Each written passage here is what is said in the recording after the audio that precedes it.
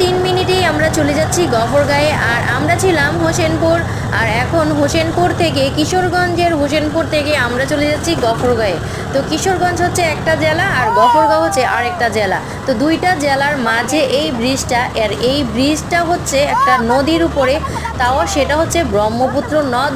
ব্রহ্মপুত্র নদ আপনারা জানেন অনেক বড় একটা নদ, আর এটা হচ্ছে একেবারে ইন্ডিয়া থেকে এসেছে এই নদটা। তো বাংলাদেশের একেবারে নারায়ণগঞ্জে গিয়ে এটা শেষ হয়েছে।